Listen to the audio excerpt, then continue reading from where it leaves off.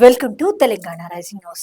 Future సిటీలో అంతర్జాతీయ నాణ్యతా ప్రమాణాలతో మౌలిక వసతులు ఏర్పాటు చేయాలని, నెట్ జీరో సిటీ తరహాలో రూపకల్పన చేయాలని గౌరవ ముఖ్యమంత్రి శ్రీ రేవంత్ రెడ్డి గారు అధికారులకు దిశానిర్దేశం చేశారు. ఇందులో ఎలాంటి రాజీ పడవద్దంటూ తేల్చి చెప్పారు. ఈ మేరకు ప్రపంచ స్థాయి నగరాలను అధ్యయనం చేసి ఫ్యూచర్ సిటీ నిర్మాణాన్ని చేపట్టాలంటూ సూచించారు. ఫ్యూచర్ సిటీలో భూ కేటాయింపులు, పరిశ్రమల ఏర్పాటు తదితర అంశాలపై పలు కీలక ఆదేశాలు జారీ చేశారు సీఎం రేవంత్ రెడ్డి గారు.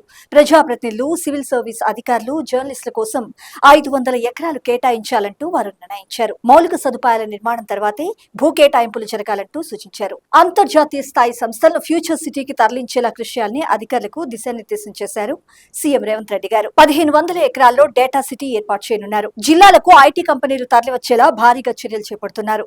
3 నెలల్లో ప్రభుత్వ కార్యాలయాలు టీ5 తో అనుసంధానం కానున్నాయి. ఇక్కడ ఒక ముఖ్యమైన అంశం చూసినాం. పోలీసు శాఖలో అవినీతిని ఎంత మాత్రం సహించేది లేదని, శాంతి భద్రతల విషయంలో నిర్లక్ష్యంగా ఉంటే ఏ మాత్రం ఉపేక్షించబోనని సీఎం రేవంత్ రెడ్డి గారు స్పష్టం చేశారు.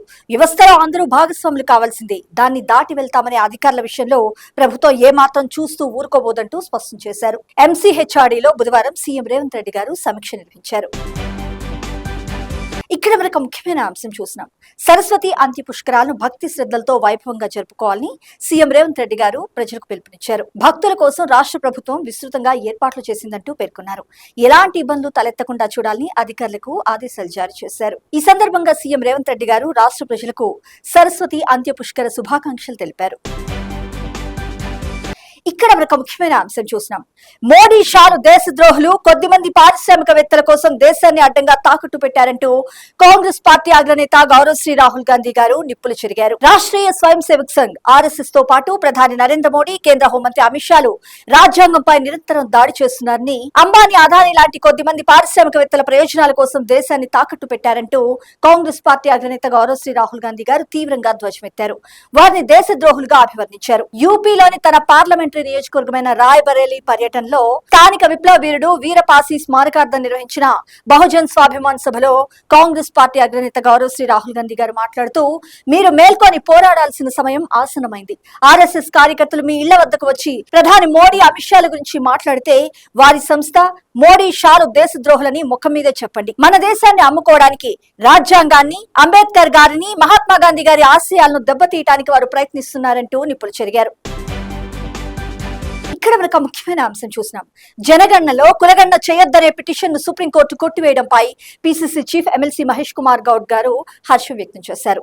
కోర్టు తీర్పుతో కేంద్రం జనగణనతో పాటు ఇప్పుడు కులగణన నిర్వహించే ప్రక్రియకు అడ్డంకులు తొలగిపోయినట్లయిందంటూ వ్యాఖ్యానించారు. కులగణన అత్యంత అవసరమని కాంగ్రెస్ పార్టీ ఎప్పటి నుంచో డిమాండ్ చేస్తుందని పేర్కొన్నారు. ఇదే నినాదాన్ని జనంలోకి తీసుకెళ్లారంటూ ఈ సందర్భంగా PCC chief MLC Mahesh Kumar Goud గారు గుర్తు చేసుకున్నారు. సామాజిక న్యాయ సాధనకు వెనుకబడిన వర్గాల వారికి జనాభా ప్రాతిపదికన న్యాయం జరగాలంటే సమగ్ర కులగణన తప్పనిసరంటూ పేర్కొన్నారు. సమగ్ర కులగణన తప్పనిసరంటూ కాంగ్రెస్ పార్టీ చేసిన పోరాటం ఫలించిందంటూ గుర్తు చేశారు.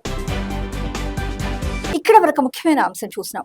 రాష్ట్రంలోని మౌలిక వసతుల విస్తరణకు అవసరమైన మూలధన వ్యయం కోసం కేంద్ర ప్రభుత్వం SASCI scheme for special assistance to state for capital investment కింద తెలంగాణకు అదనంగా 5,000 కోట్ల రూపాయలు ఇవ్వాలని డిప్యూటీ సీఎం మల్లు భట్టి విక్రమార్క గారు కేంద్ర ఆర్థిక శాఖ మంత్రి నిర్మలా సీతారామన్ ను కోరారు. వారు కేంద్ర మంత్రి నిర్మలా సీతారామన్, కేంద్ర బొగ్గు గనుల శాఖ మంత్రి జి కిషన్ రెడ్డిని వేర్వేరుగా కలిసి వినతి పత్రాలు సమర్పించారు.